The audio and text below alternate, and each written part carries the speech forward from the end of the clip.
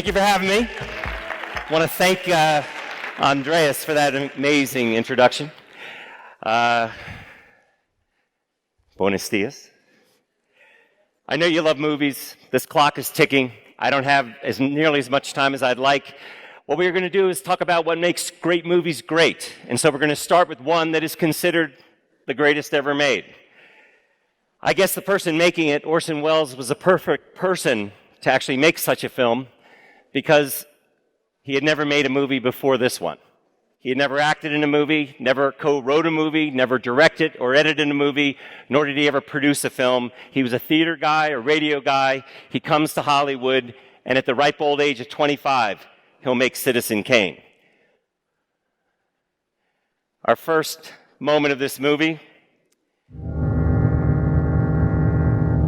is very inviting, right? No trespassing. And as the camera will actually scale this fence, it will eventually do lap dissolves as it goes across this vast estate to the castle on the hilltop. And when we get through the window of the castle, we encounter this, snow. And we're wondering, wait a minute, that's very disorienting. We just went through a window into someone's house. What is this? And then the snow becomes this. And we say, wait a minute, what is that? It looks like a little shack or a little cottage covered in snow. But there was no snow outside. And then Rosebud.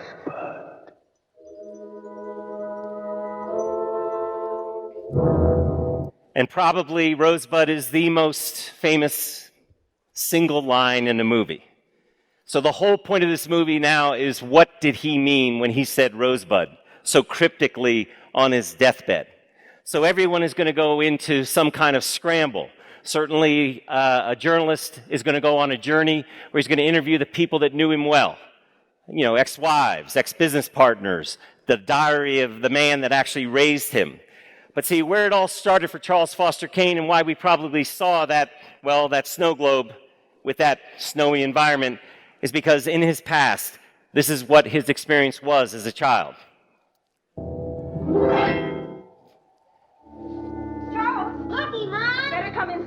Well, that's quite a snowman. Did you make it all by yourself, my lad? Maybe I'll make some teeth and whiskers. This is Mr. Thatcher, Charles.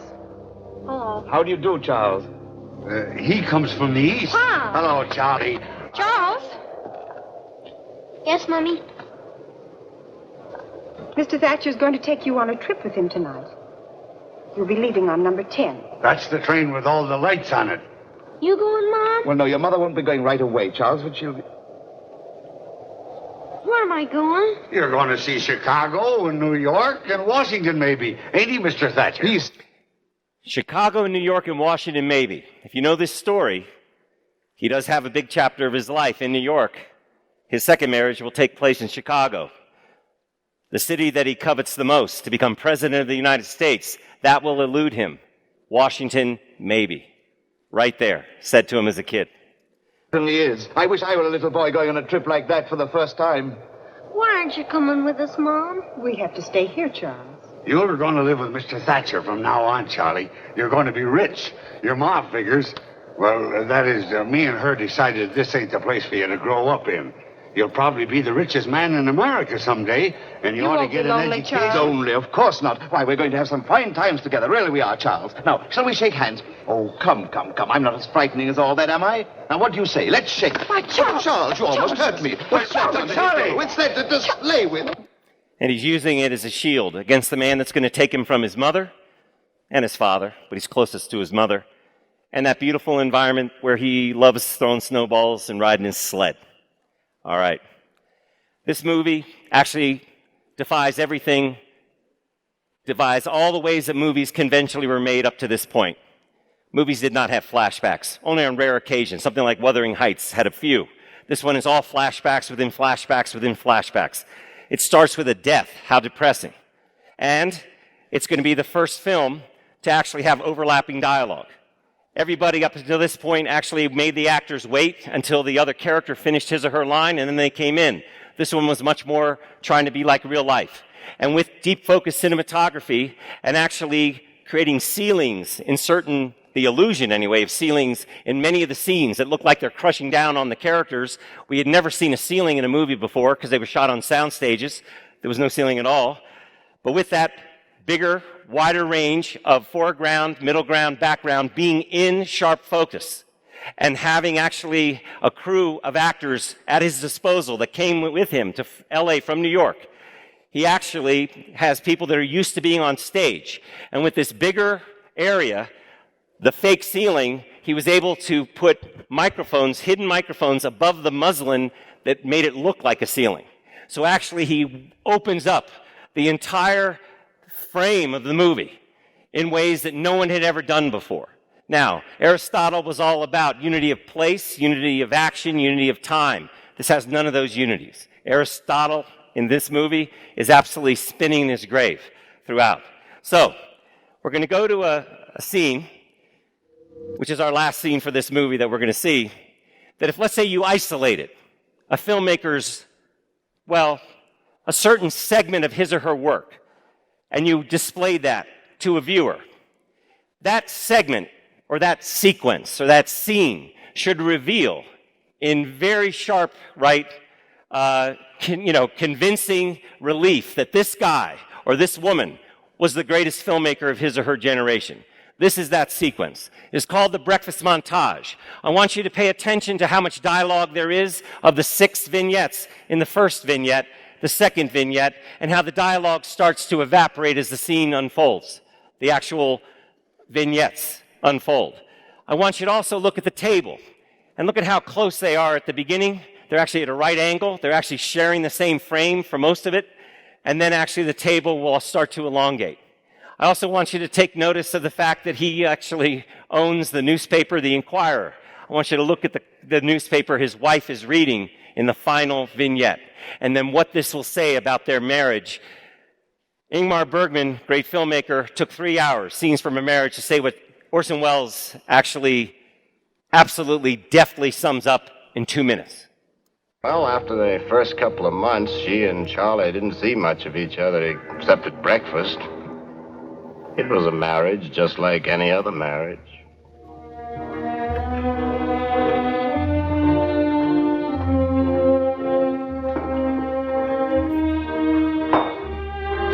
You're beautiful. Oh, I can't. Yes, you are. You're very, very beautiful. I've never been to 6 parties in one night Extremely in my beautiful. whole life. I've never even been up this late. It's a matter of habit. I wonder what the servants will think. They'll think we enjoyed ourselves. Dear. Didn't we? I don't see why you have to go straight out to the newspaper. You never should have married a newspaper man. They're worse than sailors. I absolutely adore you. Oh, Charles, even newspaper men have to sleep. I'll call Mr. Bernstein, have him put off my appointments until noon. What time is it? Oh, I don't know. It's late.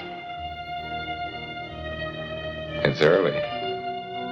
Charles, do you know how long you kept me waiting last night while you went to the newspaper for 10 minutes? What do you do in a newspaper in the middle of the night? Emily, my dear, your only correspondent is the Inquirer.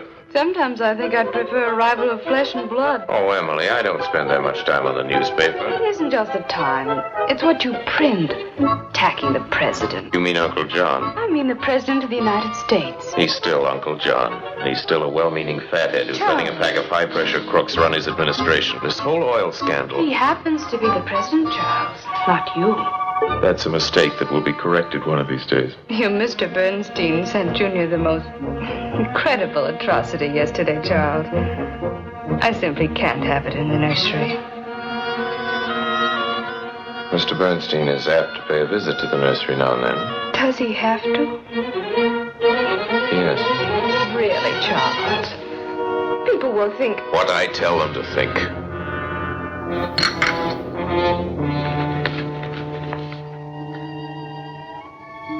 She's reading the Chronicle.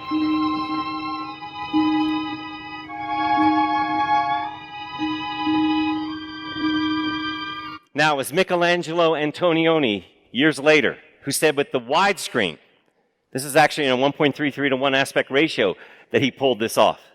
With the widescreen, he could begin to suggest psychological distances between characters in the way they were spatially related to one another within the frame. I'm here, on the other side of the frame, she's over here. That empty space between us says volumes about our marriage, our relationship, whatever you want to call it. We're not close. Here's a guy who's actually just a pioneer way ahead of his time. But let's just say also there's obviously some autobiographical material inside this film. Too much to go into in depth. But the fact that Bernstein gave a gift, the Jew gave a gift that she calls an atrocity. And this is during, World War I is raging as this film is being made. And he actually stands up for his friend. We think of Charles Foster Kane as just someone who actually just is a horrible guy all across the board. Not in that moment.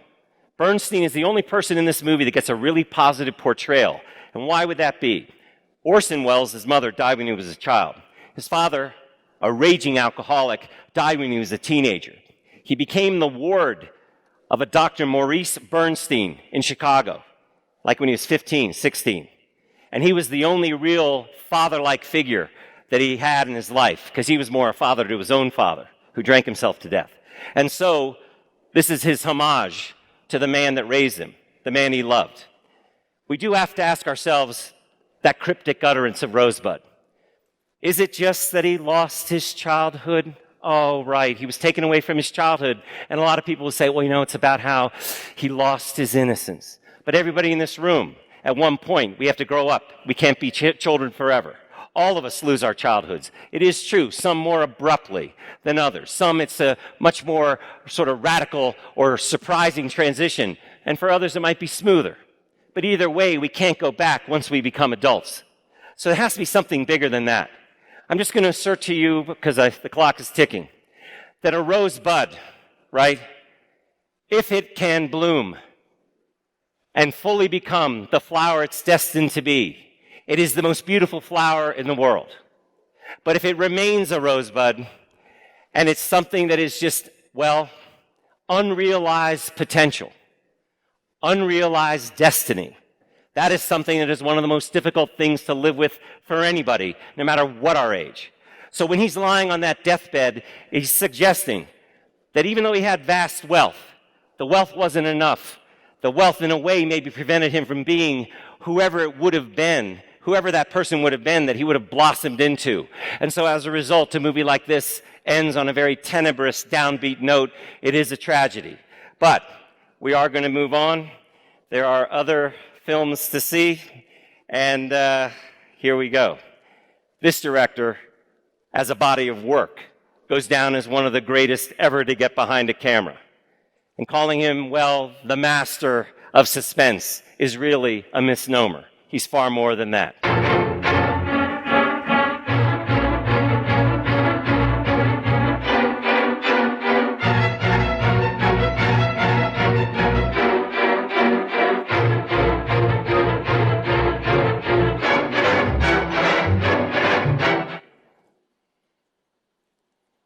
I'm buying this house for my baby's wedding present. $40,000 cash.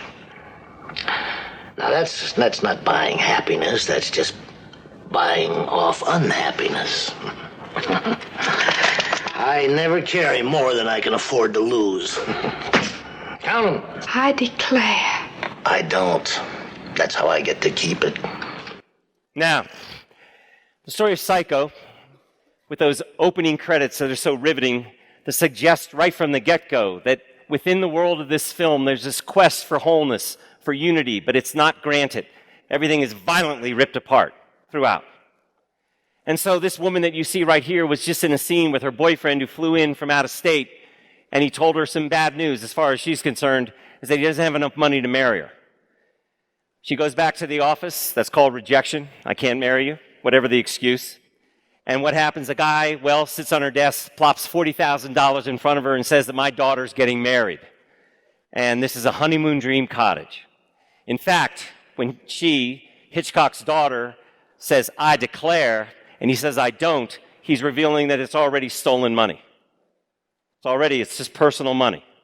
So, What is it that she's going to do? This woman who was just told you can never have a honeymoon, her name is Marion. She wants to be married. I want to remind you this takes place in Phoenix, Arizona. The phoenix is a bird. If you know anything about Norman Bates, he stuffs birds. You're going to see that. But her name is Marion Crane. That's a bird too. A crane is a bird as well. What is this obsession? He'll make a movie called Birds just a few years later after this one. But a phoenix is something that rises from its own ashes. It comes back. And everything in this movie, in one form or another, comes back. That's what to haunt us. That's what is so startling about this film. Psycho is not your normal horror or suspense thriller. Psycho is a movie that becomes an investigation into the dark impulse that sends viewers like you and me to a movie like this one in the first place. What does this say about us that we want to go see a movie called Psycho, right? I mean, what are we expecting? Are we expecting some kind of happy ending? That usually doesn't take place. So, here we are, and... Aren't you going to take the pills? They'll knock that headache out. Can't buy off unhappiness with pills. I guess I'll go put this money in the bank, then go home and sleep it off. Okay. Now, did you notice those paintings behind her? You might not have, because you're obviously looking at the actor. You're listening to what she's saying in this exchange. But the paintings are important, because the one behind her is the largest one in the entire office, or certainly it's as big as the one that's by the door where she exits. They're both important. This one is a giant desert. We're thinking, oh gosh, is that her future? She was just turned down by her boyfriend. She's clearly over 30 in 1960. Talk about a biological clock ticking. It's like Big Ben inside her. She might not have a child. She might be barren. Is that what Hitchcock is trying to say? And then, when she exits, actually, she exits in front of a painting that is a tree-lined lake. And if you look, her shadow is already submerged beneath the surface of the lake, which is actually where she's going to end up. She's beautifully foreshadowing her future. He's not done yet. There will be more that he's going to reveal. We think, okay, so she said she was going to the bank, and then she's going to go home. She has a headache. And so here she is no longer in white. The underwear under that white dress, we saw it in an earlier scene when she was with her boyfriend. It was white. She looked angelic. If you, as an audience member, felt that, oh, when you find out that she's been having sex with this guy and she's not married, and you said, oh, that's horrible. She's a whatever you want to say. That's you saying it. That's not Hitchcock saying it. Hitchcock knows that audiences love to rush to judgment. That is our biggest flaw as audience members, that we are going to start saying who's good, who's bad. Oh, I'm going to put all my allegiance in this person because I can trust them. Guess what? This movie's about how you can't trust anybody. And you can't even trust your own instincts. Because, number one, now she's getting into dark underwear. Is this her darker side taking over? Why would her darker side be taking over? Because, oh, the money hasn't been taken to the bank yet. And I guess maybe she just went home to change clothes, and then she's going to go to the bank. But no, with just these simple tracking shots of the camera, Hitchcock's going to reveal she's going to run.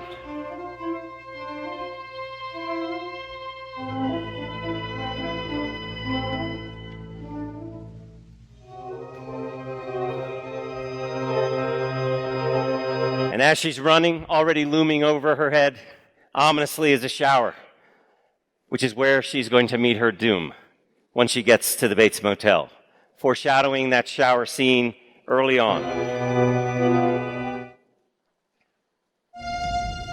So she drives and drives all night and gets tired. She pulls over to the side of the road, and it looks like she's driven straight into that painting above her desk, doesn't it? That painting is drawing her deeper and deeper into itself. But actually, that painting is not that she's going to be barren and not have children. That painting is a portrait of death, which is what deserts are. So, I didn't intend to sleep so long. I almost had an accident last night from sleepiness, so I decided to pull over. You slept here all night? Yes. As I said, I couldn't keep my eyes open. There are plenty of motels in this area. You should have, just to be safe. Oh, right, just to be safe. Yeah, you shouldn't sleep on the side of the road. You should actually find a nice motel, right? You know, find a motel, and there it is. There it is, if I can stop it, with already the blade of the windshield wiper in the rain slashing across her windshield. The Bates Motel, like bait, spelled differently, luring victims in the middle of the night. That's the most dangerous place to stay, right? So, how ironic. So she comes, and when she checks in, there's a mirror. There's two Marians. There's one Norman. When she's actually in her room, she's got her arms, holding her purse and everything. She's being reflected in the bureau mirror. Meanwhile, Norman, the one who runs the motel, has the number 1 associated with him. He feels outnumbered. Why is everybody 2 and I'm 1? Well, actually, Norman is 2. But his second self is not one that can be paraded to the world. It must be cloaked. It must be hidden.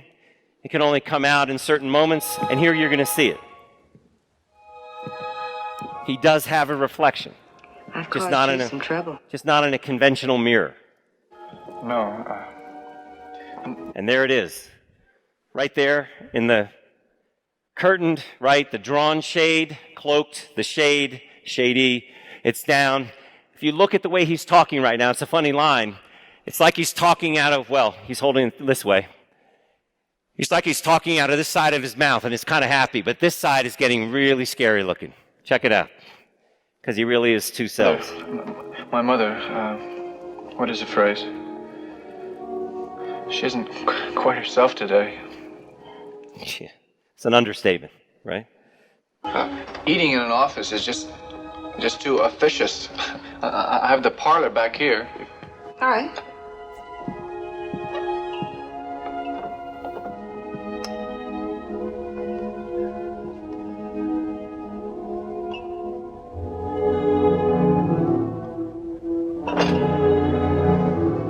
Sit down. Now, when he says eating in an office is too officious, let me be very specific as to what officious means. Because I wouldn't want to come here and lecture on the Spanish imposition or talk about the Catholic Church and mention how priests sprinkle incest all over everybody. What am I doing right now? See, there's a term for that, where it's a word that sounds like the word you mean, but it's actually a totally different word with a totally different meaning. So, he says officious because he means office-like, official, too sterile. But officious doesn't mean that. Officious is, in the way that he uses it, Norman is a malaprop. Mrs. Malaprop was a character in a 1775 play written by Richard Sheridan, British playwright, called The Rivals. He also wrote The School for Scandal. And so officious means cloying, meddlesome. If there's one word to describe mother in this movie, it would be officious. And so we actually have them have this unusual conversation, and the camera actually stays with Norman. We feel sorry for Norman. He's lonely. She actually sees him as kind of a little odd, and so she then says, I have a long drive back to Phoenix. She lied about who she was when she checked in. She said she was from Los Angeles. She actually used an alias.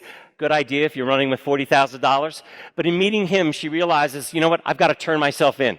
I've got to do the right thing. And so he goes back and checks the register and then goes back into the parlor where they had the dinner, where he watched her eat. And this is what he does. He's listening because her room is right next to the parlor. He takes down a picture of Susanna and the Elders. The Rape of the Sabine Women is also on the walls here. Susanna and the Elders is a story of 2 elderly men that actually were voyeurs. They actually spied on a young maiden and sexually blackmailed her while she was bathing. We see this and we're kind of shocked. I didn't think Norman was a peeping Tom. And if you, the audience, are sitting there the first time you see it, you go, Norman, you shouldn't be doing that. Norman, put that picture back. Don't violate that young woman's privacy. That's not right. You stop. And now we say, wait a minute. Now we're happy to see what he's seeing suddenly. And so I want you to see those 2 birds on the wall behind her. When he comes in after what mother has done in the shower, he will knock that lower picture of the bird to the floor, meaning he knocked her off but we think mom did it. But when we see her undressing, now Hitchcock goes back. What a shot. He goes back to Norman watching her. So now what is the audience thinking? You see, okay, well, Norman, you go ahead. I see what you're seeing. I can understand. You go ahead. No, we want more. We went from, Norman, you shouldn't be doing that. Oh, my God. Hey, I want to see. And now the audience is making a choice. See, now we're actually part of this narrative. There's a complicity throughout this movie. We want to be inside his point of view. And the only way we can do that is to get inside his head and to look through that wall as he's seeing what she's doing. And that, in order to accomplish that, Hitchcock had to use 50-millimeter lenses that are the closest to actually, well, duplicating human sight lines, as if the viewer is literally looking through that wall. And we wait, and we wait. Finally, but we miss it. He saw everything. Damn! Right? So, look at what Hitchcock does. Look at what he just did to the viewer. We went from, you shouldn't, oh my God, hey, I want more, oh, I missed it. All right, so, now we're going to have what is one of the most famous scenes in the history of cinema. 78 camera setups in 45 seconds. The average film will have about 600 camera setups, certainly in this era, in 2 hours. And he has 78 deployed right here in 45 seconds. Talk about vertiginous vertigo that you feel with this editing job. We'll both be killing her, being killed by the mother. Will be the point of view killing her, and we'll see the two of them struggle. Those 3 points of view. I'm not going to show the whole scene, there isn't time, but why is this important? This scene is important because it now will prove that Hitchcock was right when he set out to make this film. He said at the age of 60 in 1960, to be 60 in 1960 is like being 90 today. 90 is the new 60, but in 1960, 60 was like, you got to retire, fat boy, to the farm and just go to festivals where they all genuflect at the altar of Hitchcock. Don't risk your reputation making a movie like Psycho. But no, he said, and I quote, I'm warning you, I'm going to keep going. Great directors will never stop, will never rest on their laurels. They will never want to just repeat what they've done so successfully in the past. No movie in the history of cinema has lost the chief protagonist 1/3 of the way into the narrative. This has never happened before. For the most part, chief protagonists remain intact throughout the entire narrative. If they die on that rare occasion at the end, it's only because they died heroically so that others may live. It's a sacrificial death. They usually, though, have just an arrow or a bullet through one arm. They're going to make it, right? But in this one, 1/3 of the way into the narrative, after she actually stated her real name, after she said, I have a long ride back to Phoenix, I'm actually going to turn myself in. That's what she's revealing. She's going to do the right thing. She's in her moment of grace. She's washing away her iniquity, cleansing herself from her sin. And it's this moment that this happens. In this moment. A moment of grace. She's going to meet her death.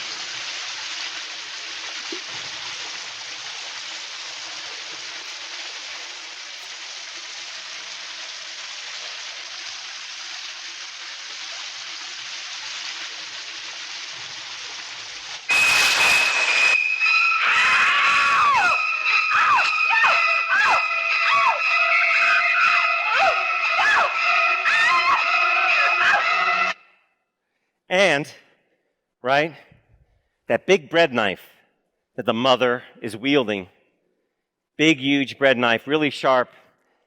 Sadly, why is this so disturbing? Well, I mean, it's disturbing on a number of levels, but why will people say when, let's say in America, you are going to visit West Virginia in the mountains, and you're going to stay in some lonely motel by the roadside, you think of this film when you go into the shower, don't you?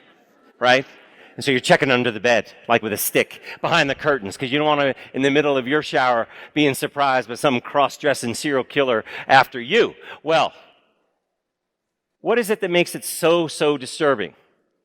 Is that that phallic knife is actually a substitute for the penis he wished he could put inside her. But he's so sexually repressed. He's so damaged emotionally. Whether it's from his mother, whether it's from other factors, we don't know, we weren't there. But actually, this is how he makes love to women. It's a rape scene. It's a scene of violation on all fronts. This is why this is so indelible. So,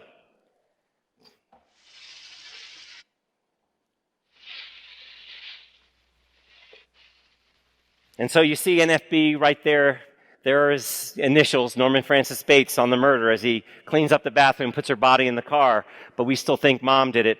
And here's the scene I'll show you.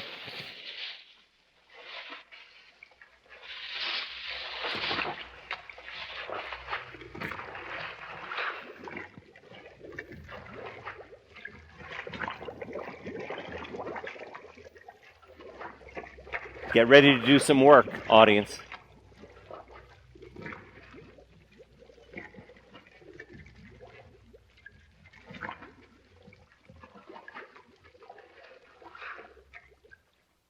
And it stops. And it was okay when he was sinking it, but now the audience has to make a decision. What do you want to see happen? What do you want to see happen? What do you want to see happen? You want that car to go down. Why? Because it was so traumatic. I mean, what I just experienced 1/3 of the way into the movie, my chief protagonist is dead, and that she's dead. I mean, please go down, go down. So we all have to right, our psychic, right, Carrie, right, that telekinetic energy, we're going to direct it towards the screen. So now we're helping him in the cover-up. Everybody in the audience is in on it. Because now we want to see it sink, and we actually will it to sink.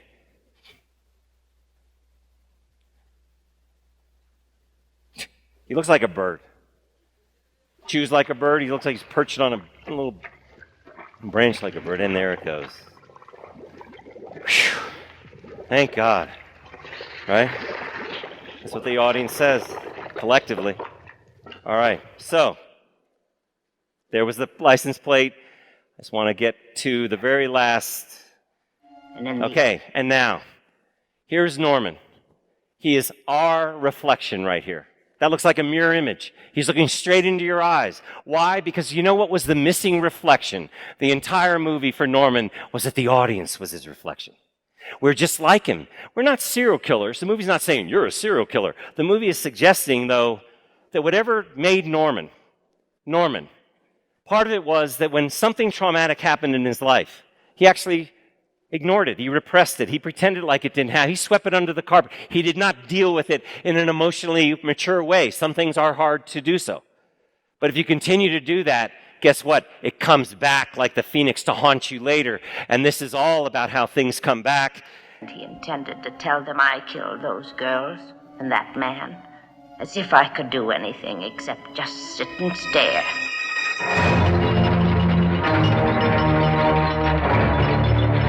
Oh, right. I never wanted to see that car again.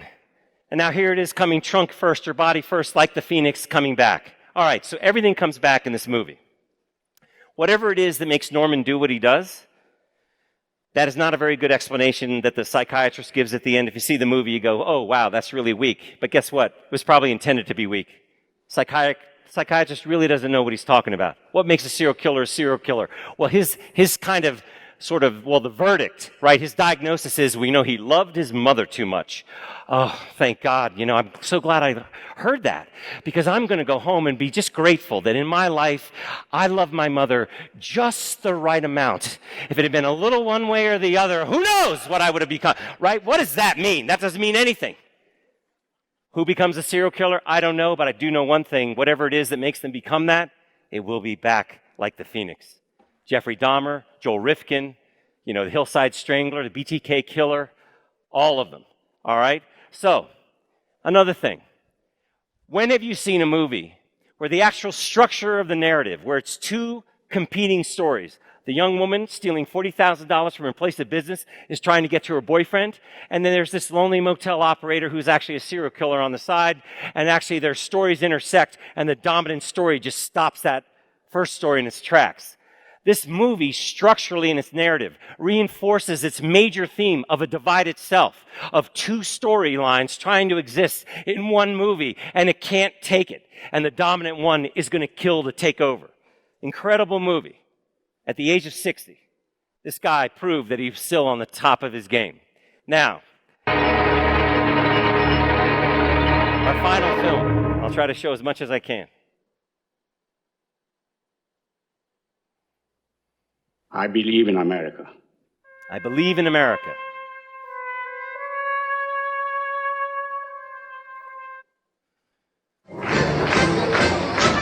Okay, now, I'll let that come up. Now, this is Connie's wedding, Godfather 1. If we were going to have a shelf of the greatest films ever made, right? And you were going to put on the top shelf, obviously, just like liquor, the best films are at the top. You would put Citizen Kane as the bookend on the far left side of the shelf. And on the far right side would be Godfather 1 and 2. Not 3, but Godfather 1 and 2. Godfather 1 is one of the greatest movies ever made. Godfather 2 is even better. It is not only a sequel and the greatest sequel ever made, it is simultaneously a prequel. When does that happen? These movies, right, are really about the story of America. It's not really the story of the mafia. The mafia is just the symptom of something much more corrupt, much more lethal and pernicious. This film, right, will show, well, the really sort of the rise and fall, that's what the two movies are chronicling, of Michael Corleone. And in this one, the reason I'm going to show you these sections is between the old way and the new way. The old way and the new way. If you look at these two movies, they actually literally mirror each other. Certain scenes are going to be repeated in the next film, almost identical, but with an absolutely crucial adjustment in order to enable the corruption that has actually permeated the entire, Corleone clan to thrive in a greater fashion.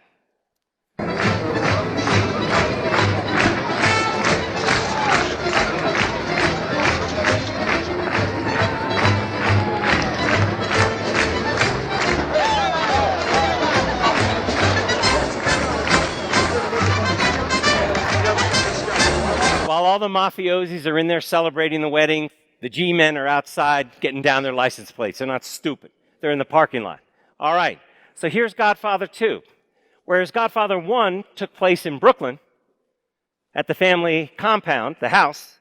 Look where Godfather 2 is. Doesn't look like Brooklyn to me.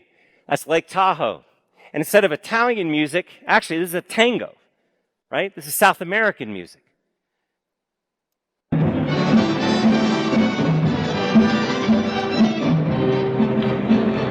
Bring the car keys.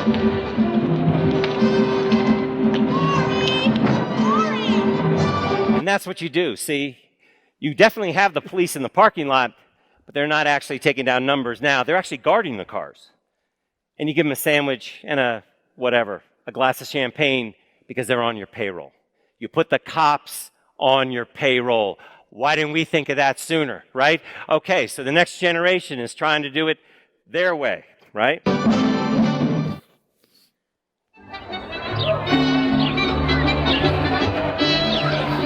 They don't like their picture taken. They're going to be used against them. Hey, what's the matter?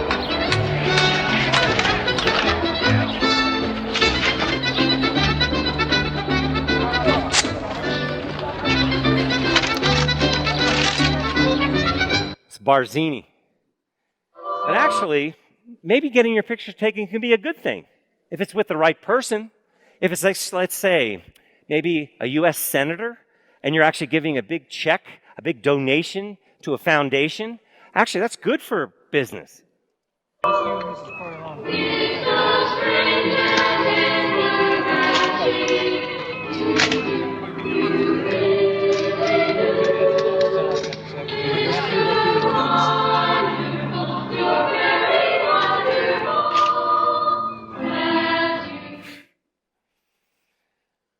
All organizations, criminal organizations, have their meetings.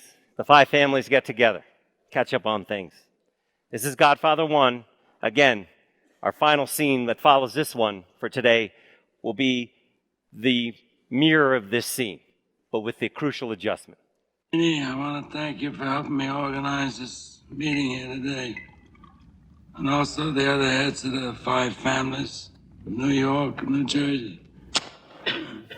Carmine Cuneo from the Bronx and Brooklyn.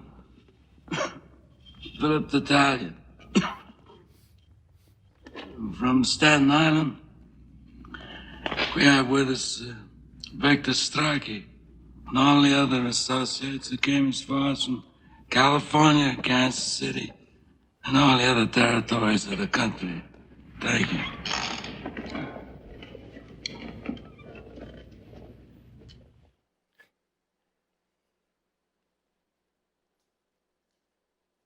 Most respected gentlemen, Muy respetados caballeros, allow me to welcome Mr. William Shaw, señor William Shaw, representing the General Fruit Company, representando the General Fruit Company, Messrs. Congo Landan, señores Congo Landan, of United Telephone and Telegraph Company, de la United Telephone and Telegraph Company, Mr. Petty, señor Petty, Regional Vice President of the Pan American Mining Corporation, regional de la Pan American Mining Corporation, Mr. Robert Allen of South American Sugar, señor Robert Allen de la South American Sugar, and Mr. Michael Corleone of Nevada, y señor Michael Corleone de Nevada, representing our associates in tourism and leisure activities.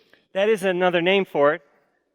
Tourism and leisure activities, murder, right? Racketeering, drugs, prostitution, mail fraud, actividades de placer. And my old friend and associate from Florida, Y mi viejo amigo y asociado de la Florida, Mr. Hyman Rhodes. señor Hyman Rhodes. I would like to take this opportunity to thank United Telephone and Telegraph for their lovely Christmas gift. Quiero aprovechar la oportunidad para darle las gracias a la United Telephone and Telegraph Company. A solid gold telephone. Es un teléfono de oro macizo. Perhaps you gentlemen would like to take a look at it. Quizás, caballeros, ustedes quisieran verlo. Mr. President, Yes.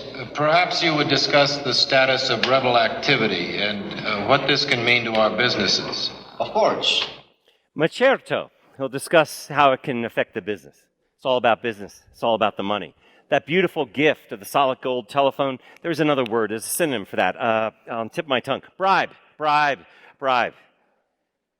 And you see, when you first see the scene, you go, oh man, look at Michael Corleone. Because what was his promise to his wife, Kay? He said, honey, in 5 years, the Corleone family will be totally legit. That's what he promises her. Now, at the start of Godfather Two, she said, Mike, you said that. It's been 7 years. And we go, I'm trying, darling. I'm trying. So we look at this scene and go, oh, he's finally arrived. Look, he's tourism and leisure activities. He's sitting with all these respectable businessmen. That's one way to maybe misinterpret it. Because what is this really saying, this film? The biggest gangsters that he could ever be in the room with are right there with him now. How do you think U.S. Steel became U.S. Steel? Because it played so fair with all the competition, right? You either became part of U.S. Steel under that umbrella, or they literally crushed you out of existence. Ford Motor Company, same thing. I mean, all these, United Telephone and Telegraph, that was a monopoly. These guys are killers at this table. Michael Corleone is an amateur compared to these people. So actually, the irony is that he might have tried actually to pursue a way into the upper echelons where he would be among legitimate businessmen. But guess what? This movie is saying that really doesn't exist. Because this movie is saying that in order to be really, really successful in America, and to do it and accomplish it with a real strong moral code and ethical values involved, impossible. They're diametrically opposed. This is a movie that is a scathing indictment about American business. That's what it is. And yes, you might not want to embrace it. You might want to embrace it. But the greatest directors are always critical of the worlds that they're portraying. Since we have time, I'm going to actually try to fit in one last scene, if you don't mind. Do you mind? One last scene? All right, our friend Mike Nichols. Hello, darkness, my old friend. Let's get a little comedy into this, right? Let's leave him laughing. All right, we'll try. I've come to talk with you again. To the right. If you wish to Because a vision softly creeping left its seeds while I was sleeping. Just really quick, Mike Nichols was actually born Mikhail Igoryevich Pechakovsky. He was born in Berlin, Germany. His father was a Russian Jew, and he immigrated to America to escape the Nazis. He cast an unknown Jewish actor named Dustin Hoffman in this movie. Studio was against it. He said he wouldn't make the film unless this guy was the star. Certainly, him standing firm paid off for the movie and the career of this guy. But I'm going to show you the ending, because the ending is the moment that is actually worth the price of admission alone. Jesus, God. No.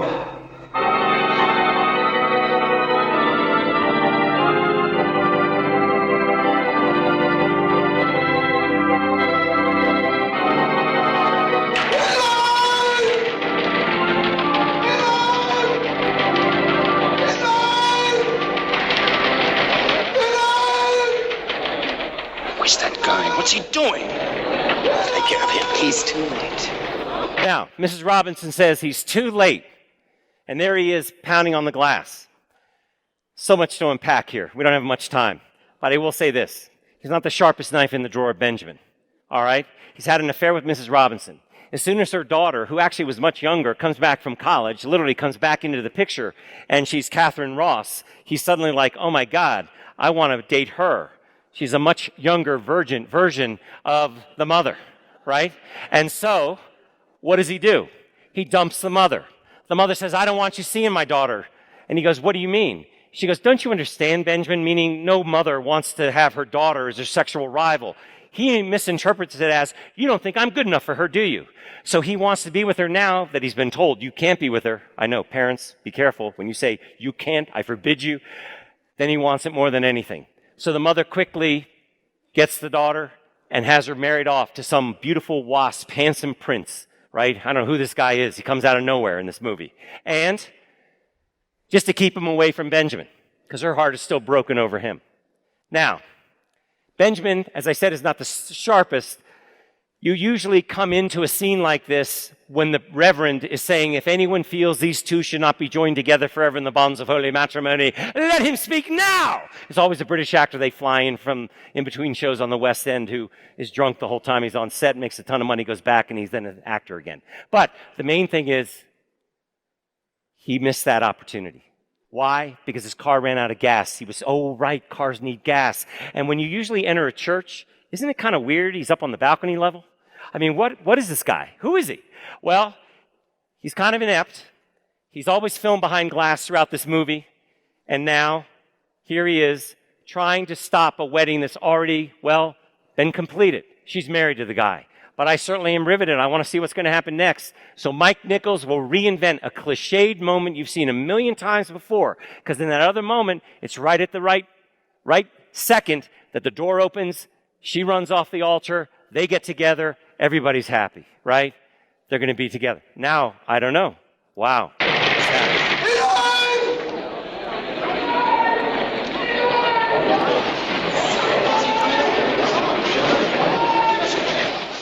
And I have to say, I'm not exactly confident in her either. Those eyes are a little troublesome. Because she's only 20 years old. She's not ready for this marriage. She's not ready for what's about to happen in the next few minutes.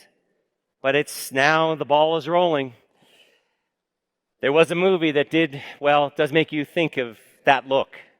That vapid, sort of blank look. Because she's not really fully formed yet. Nor is he. They're 20 and 22. How could they be?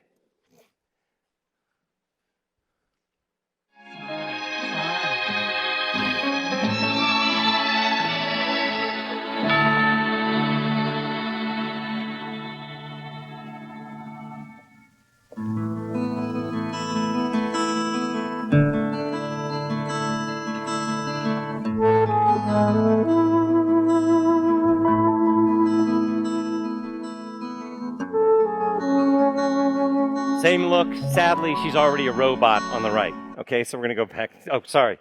Oh, yeah. Yeah, let's get to... I have to jump because of the time.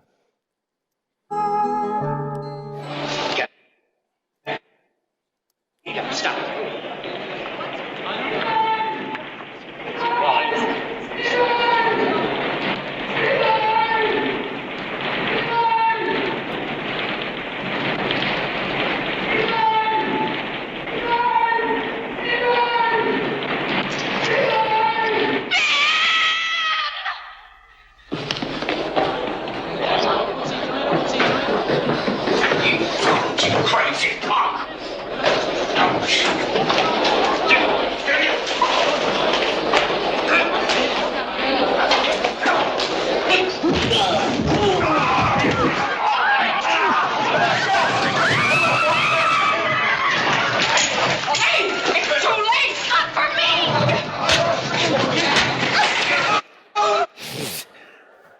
It's like he's taking a swing for the fences, right? Catholics love this moment. All right.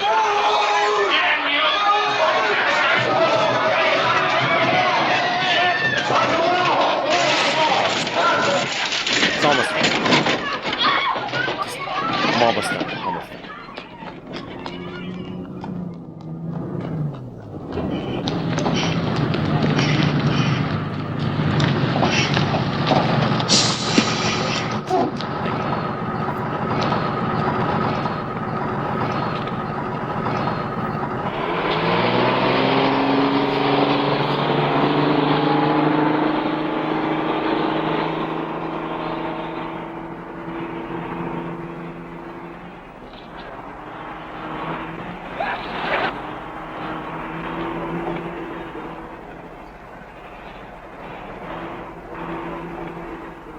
Now, oh my God, that was so exciting, right?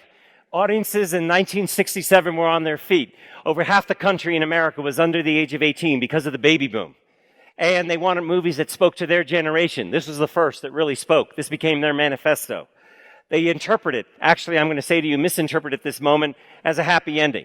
If we went from this moment where their faces are in sync to the bus driving away, I would say, okay, you can make that argument.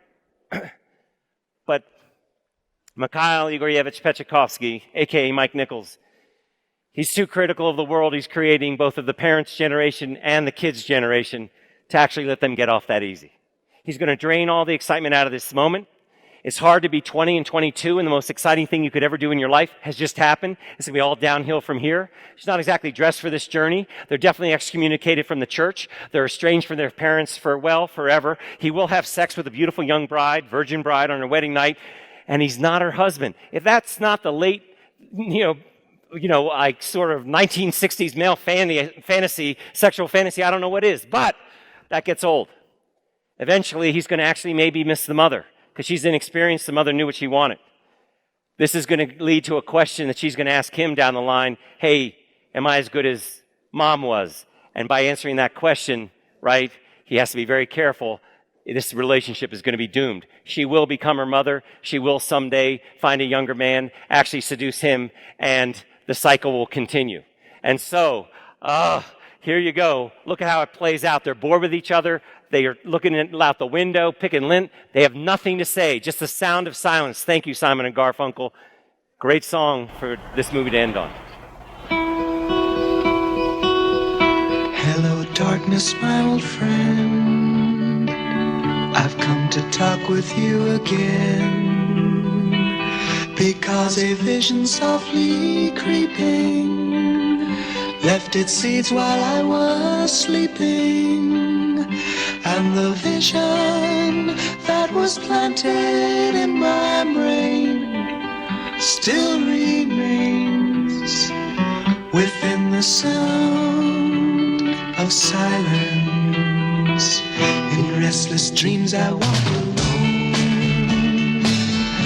narrow streets of...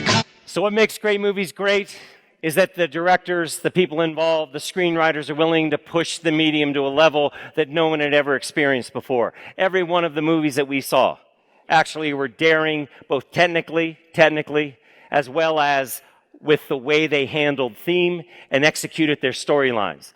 I want to thank you. You've been a great audience. I'm sorry, the clock is my enemy. Thank you all very much. Thank you. Thank you. Thank you. Oh.